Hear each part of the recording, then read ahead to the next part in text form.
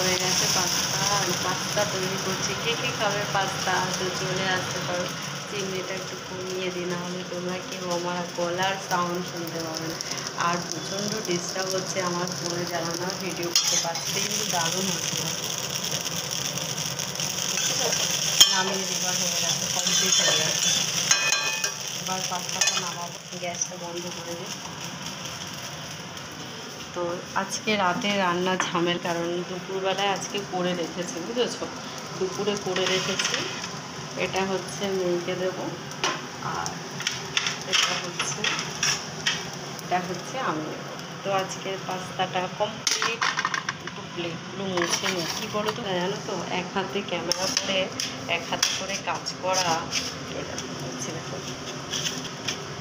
আর বাসন দেখো, দুপুরের বাসন, এই দেখো বাসন, দেখো, ঠিক আছে, বাসনের গাদা এখানে পড়ে রয়েছে, এক গাদা বাসন, সব মাজতে হবে। তার সাথে যে চায়ের বাসন, চা করেছি, এখানে পাস্তা করলাম, পাস্তার বাসন সব রয়েছে গাদা গাদা মাখা, এগুলো সব এখন তো করবো না। এখন একটু পাস্তা টাস্তা খেয়ে, চাটা খেয়ে একটু রিল্যাক্স করে, প্রায় 9টা বাজতে যায়। 9টা থেকে আমার খুব প্রিয় একটা সিরিয়াল, সেটা দেখবো।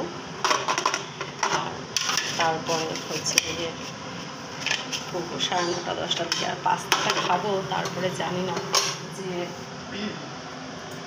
ইয়ে করা যাবে কিনা, মানে রাতে ডিনার করবো কিনা আমি নিজেও জানি না, জানো তো, রাতে ডিনার করবো কিনা সেটা নিজেও জানি না।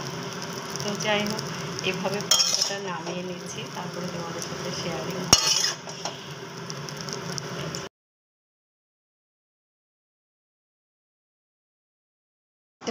মুখটা ফুটবে, লাইটটা, চুলটা দেখো আমি কি বেঁধেছি।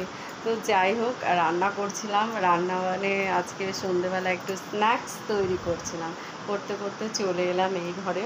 তো চলো আর একটুখানি তোমাদের সাথে শেয়ার করি কি বানাচ্ছি আমি। চলো, তো এখন বানাচ্ছি হচ্ছে, প্রথমে ফার্স্ট বানিয়েছি, এই ভিডিও তো করার কেউ নেই, ক্যামেরা ধরা নেই, সেই জন্য আর কি করতে পারিনি। দেখো চা করে নিয়েছি, চাটা খাবো। দেখো এখনও খাইনি, চাটা ঢেকে রেখেছি, কারণ চাটা খেতে গেলে দেরি হয়ে যাবে। আর তার সাথে একটু কী বলো তো, এ দেখো, বুঝতে পারছো তোমরা, খুব আওয়াজ হচ্ছে, কিন্তু কিছু করার নেই। আজকে একটু প্রবলেম হচ্ছে, এটা দেখলাম, তো ভাবলাম কি একটু বানাচ্ছি।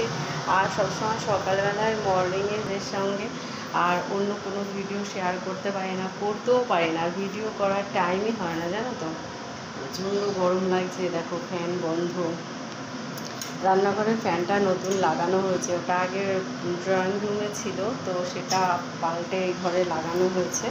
তো এখন পাস্তাটা হয়ে গেছে, খাবো, তার আগে একটুখানি ভাবলাম দাম তুলে একটুখানি এটা নাড়াতে হবে। সব দেওয়া হয়ে গেছে, এর মধ্যে সমস্ত কিছু দেওয়া হয়ে গেছে। গোলমরিচের গুঁড়ো দিলাম, খুব কম দিয়েছি, যেহেতু দেখো কাঁচা লঙ্কা দিয়েছে অনেকটা, বুঝেছো।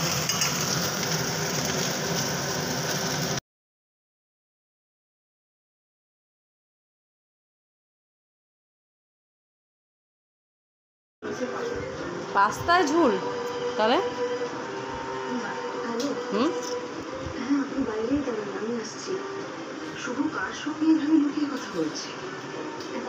দারুণ খেতে হচ্ছে।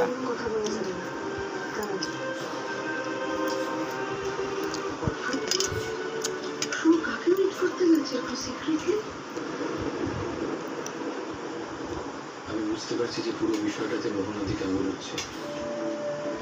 আপনি হয়তো সন্দেহ করছেন যে সবকিছুর সাথে মোহনা জড়িত, কিন্তু